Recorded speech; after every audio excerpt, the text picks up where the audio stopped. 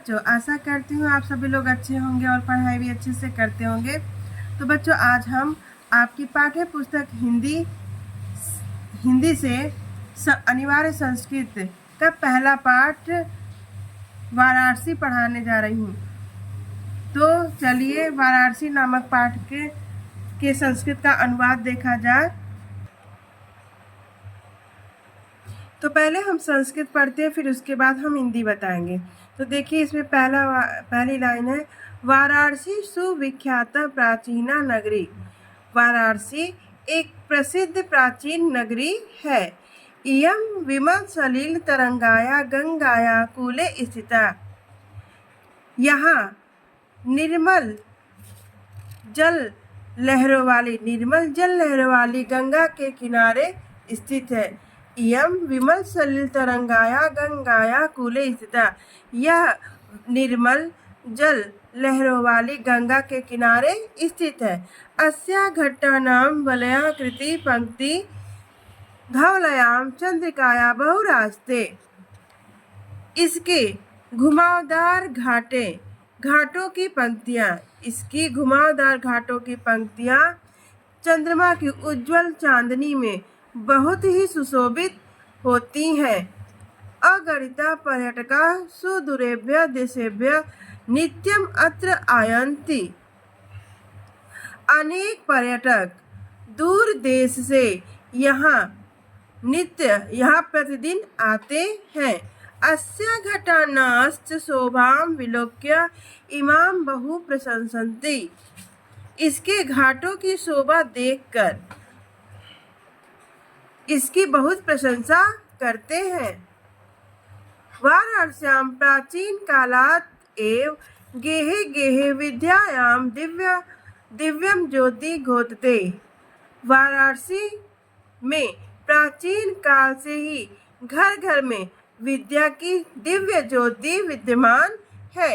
अधुना अपि अत्र, आज भी यहाँ संस्कृत वाग्धारा सततं प्रवहति। आज भी यहाँ संस्कृत वाणी लगातार प्रवाहित है। जनानां ज्ञानाश्च वर्धति, और लोगों के ज्ञान की वृद्धि करती है। अत्र अनेके आचार्य मूर्धन्यां विद्वांसः वैदिक वाङ्मयस्य अध्ययने अध्यापने च इदानीं निरता। यहाँ अनेक आचार्य प्रकांड विद्वान, मूर्धन्या यानी उच्च कोटि के विद्वान, वैदिक वाङ्मयस्य अध्ययने अध्यापने च इदानीं निरता, वैदिक साहित्य के अध्ययन और अध्यापन में लगातार लगे हुए हैं। न केवलम भारतीय अपितु वैदेशिका गिर्वाणवाण्याम अध्ययनाय अत्र आगच्छन्ति। न केवल भारतीय बल्कि विदेशी भी गिर्वाणवाणी यानी देवों की वाणी के अध्ययन के लिए यहाँ आते हैं। निःशुल्कं च विद्यां गृह्णन्ति, और निःशुल्क विद्या ग्रहण करते हैं। अत्र हिंदू विश्वविद्यालयः, संस्कृत विश्वविद्यालयः, काशी विद्यापीठम् इत्येते त्रयः विश्वविद्यालयाः सन्ति।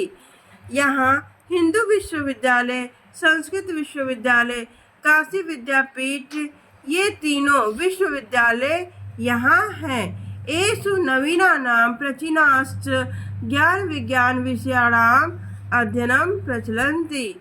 यहाँ नए और पुराने ज्ञान विज्ञान के विषयों का अध्ययन होता है।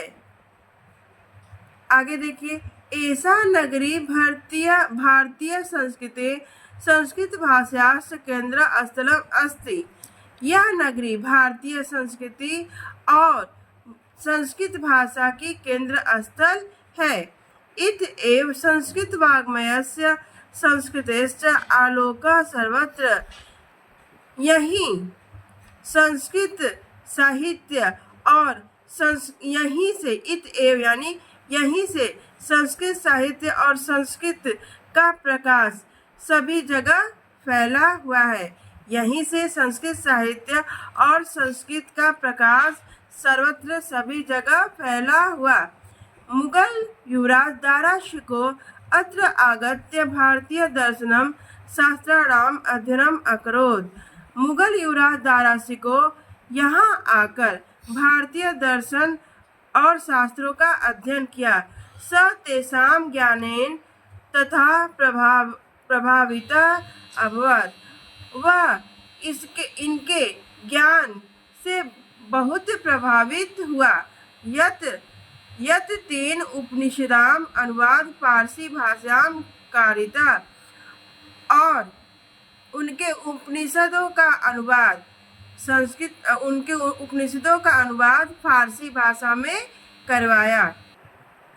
इयं नगरी विविध धर्माणाम संगम स्थली। यह नगर विविध धर्मों की संगम स्थली है।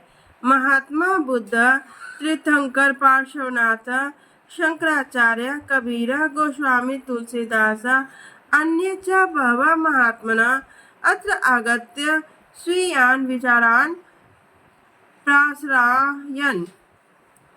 महात्मा बुद्ध, तीर्थंकर, पार्श्वनाथ, शंकराचार्य, कबीर, गोस्वामी तुलसीदास और बहुत से महात्मा यहाँ आकर स्वीयान यानी अपने विचारों को फैलाया। न केवलं दर्शने, साहित्ये, धर्मे अपितु कला क्षेत्रे अपि इयं नगरी विविधानां कलानां शिल्पानाश्च कृते लोके विश्रुता। न केवल दर्शन, साहित्य, धर्म बल्कि कला के क्षेत्र में भी यह नगरी अनेक कलाओं और शिल्पों के लिए विश्व में प्रसिद्ध है। अत्रत्याः कोशे शाटिका देशे देशे सर्वत्र स्प्रियन्ते। यहाँ की रेशमी साड़ी देश विदेश सभी जगह प्रशंसित है। अत्रत्याः प्रस्तर मूर्त्या प्रथिता। यहाँ पत्थर की मूर्तियों का प्रचलन है। इयं निजां प्राचीन परंपराम इदानीम अपि परिपालयति। यहाँ आज भी अपने प्राचीन परंपरा का परिपालन करता है। तथैव गीयते कवि भी। इसके बारे में एक गीत का प्रचलन है। मंगलम मरणम यत्र विभूतिश्च विभूषणम। जहाँ मरना मंगलकारी है और जहाँ पे भस्म, शरीर पर भस्म लगाना आभूषण है। कौपिन यत्र कौशेषा। जहाँ की लंगोटी भी रेशमी है। वह काशी किससे मापी जा सकती है, अर्थात वह काशी किसी से मापी नहीं जा सकती है। तो यह प्रथम पाठ वाराणसी नामक पाठ के संस्कृत का अनुवाद